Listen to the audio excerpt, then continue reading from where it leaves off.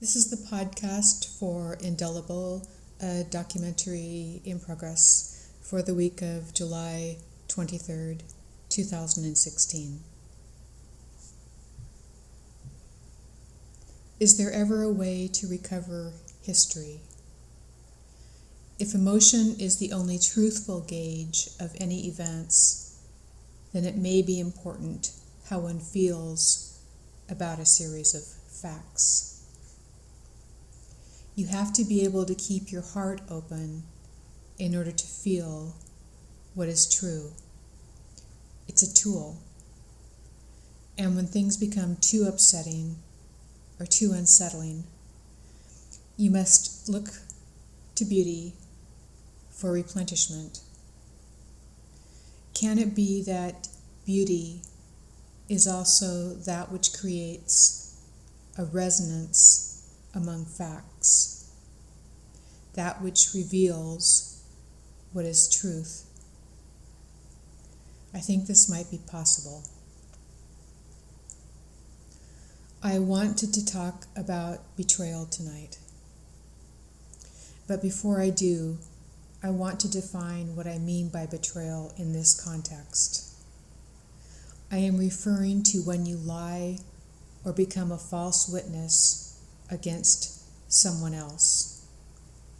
When you take an action or omit facts that you know will hurt someone else because you feel you must, or someone you love will be harmed, or you will lose something you care deeply about, or you might do it because you will gain position or power. You feel you didn't care about the person you betrayed anyway, or maybe you cared too much. In any event, you felt the risk was worth the reward. Or it could be that you did so out of intense fear. For the betrayed, all betrayals you suffer can be seen as gifts, as the pain that they create in the moment is a small price to pay for what their reversal provides later. One who betrays a loved one suffers in their heart. They lose a part of feeling. They lose a valuable tool. They feel less, so are less able to perceive and fully experience what is beautiful in life. They also are less able to perceive the authenticity of future betrayals, or they might see betrayals where there are none. They could also anticipate a betrayal where one was not initially going to occur, but the anticipation encourages the betrayer to complete the betrayal. At some point, they may decide to reverse their betrayal. This involves apologizing to the one betrayed and telling the truth and abandoning the false truth that was used in the betrayal. It may also involve lending assistance to the betrayed and/or honoring them somehow. Once this reversal is completed, the connection between the betrayed and the betrayer is very strong. It's like an iron chain. It's unbreakable. For a betrayal reversed will never be able to be altered, and the betrayer's heart is restored to its full capacity. Freedom now flows to the betrayer. They feel good, they thrive, they are full of life and clarity. This is a much better outcome for all than vengeance after you have been betrayed. Vengeance only amplifies fear, anger, and violence. It ensures the continuation of betrayal for generations to come. It alters your DNA. It only serves those with great wealth and power who are also weak and corrupt, because it keeps the betrayed so busy they lose their ability to imagine or create. They become slaves to the betrayal cycle and are easily manipulated. Being forced into a betrayal in order to save something or someone you love is never worth the price. But if it happens, it can always be reversed. It takes very little effort, but it does take much courage. If you've been betrayed, don't focus on the loss. That only causes further betrayals to come into your life. Instead, focus on what you imagine to be beautiful in your life or in your future. Imagine it until you can feel it and touch it.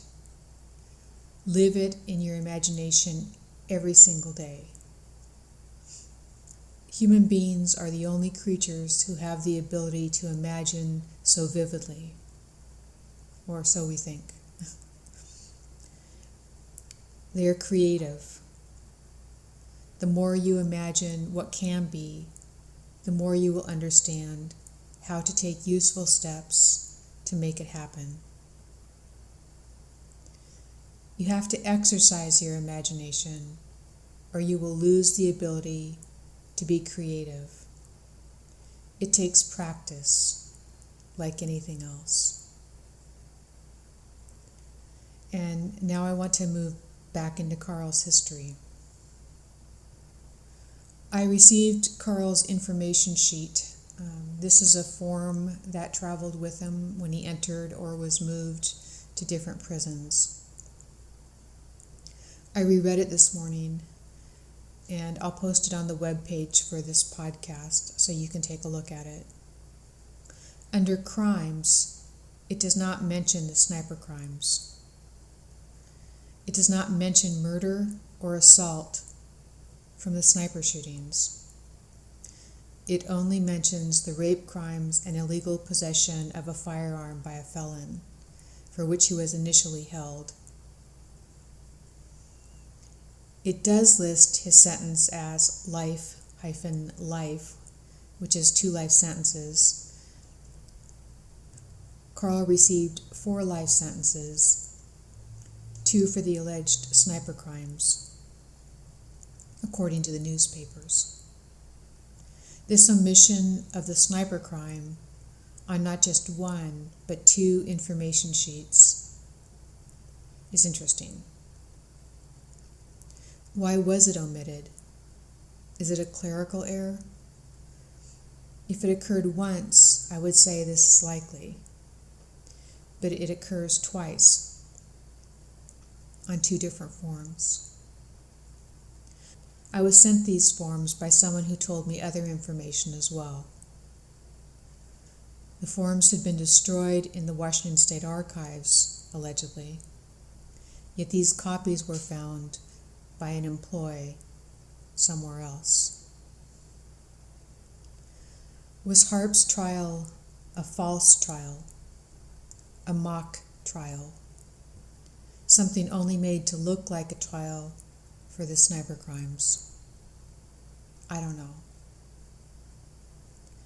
I also had another thought. Carl's second wife was Jamie Harloff. She and Carl were married in Nevada in February 1973. They both listed their place of residence as Virginia. Jamie and Carl traveled together in March 1973 to the Seattle area. In June, Carl was arrested for the rape charges. From reviewing the evidence, it is not very likely that he was the rapist. His tattoos didn't match their descriptions, nor did his build. But he was held in jail until he was charged with the sniper crimes on the last day of August in 1973. The trials occurred back to back. It's interesting to think about Jamie. She was small and 19 when they married.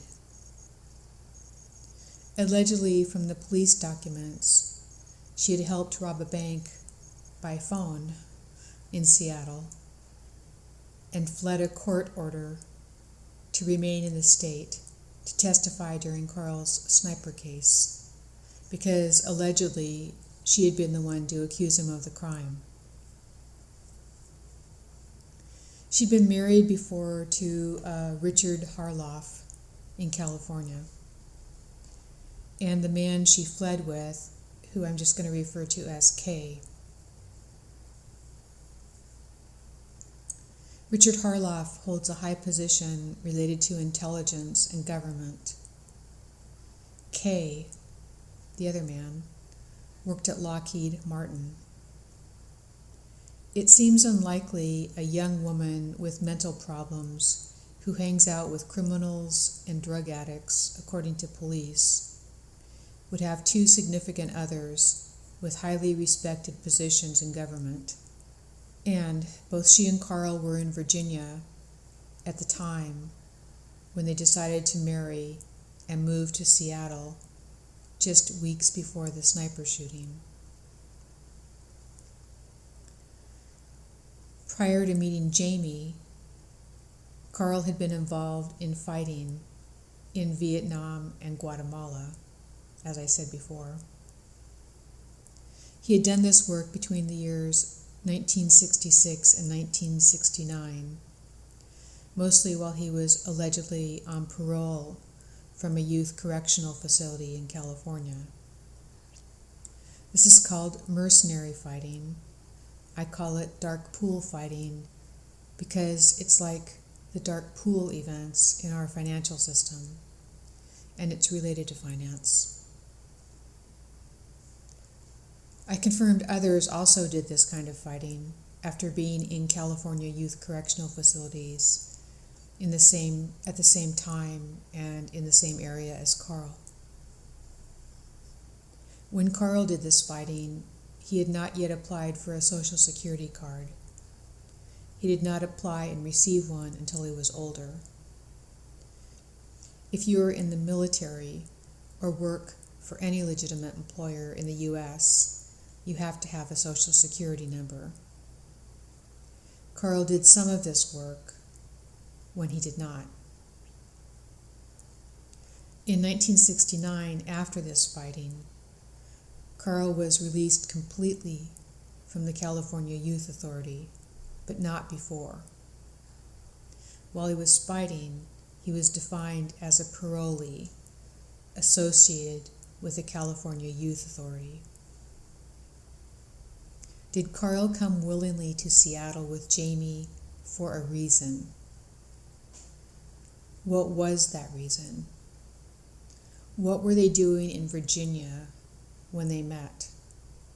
Why would a young woman who had been married to a military employee, who later had a high-level position, be interested in Carl Harp? Why was she allowed to flee from a court order, even when held in jail in Chicago? Why did she flee to Chicago with a man who later worked at Lockheed Martin? Why was she never charged with a crime for allegedly attempting to rob a bank by phone? And why was Carl never charged if she said he did it with her? Did Carl agree to accept the sniper charges at first for some unknown reason while he sat in jail for the rape charges, but later changed his mind after seeing that he was given a sentence designed to keep him in prison for the rest of his life. 4 life sentences, 95 years. Why was he raped in prison so harshly by guards in 1980, a year before he was murdered? Why did a doctor who examined him for a trial in 1980 describe the wounds, but his autopsy report a year later said there were no wounds? Why was his mustache, which he always had after a certain period of his life, shaved off during his murder? Was the razor in the bag found in his cell used to shave his mustache off?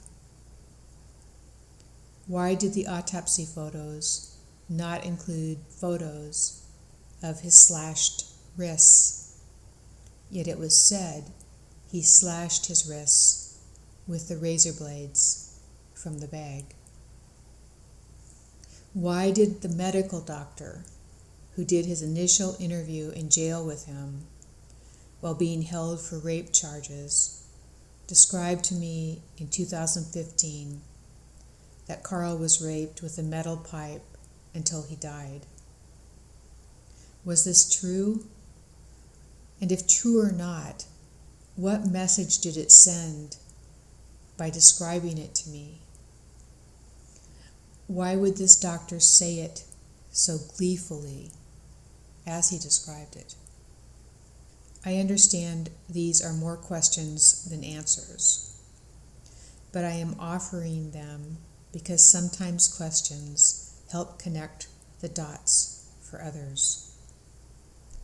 It's difficult to form good questions when the facts are so twisted. And one thing I can see clearly is that Carl's history is very muddied, and it may always be so.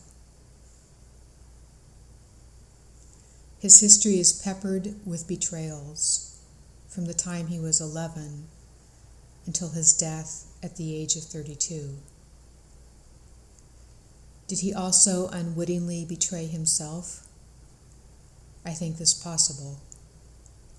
But who is innocent of such a betrayal? I would suggest that no one who has lived a complicated life. I don't intend to ever be able to answer these questions. I think it enough to create the map and to show the map with as much beauty as possible, because beauty is medicine in a world filled with suffering. And that's all I've got for tonight. Good night.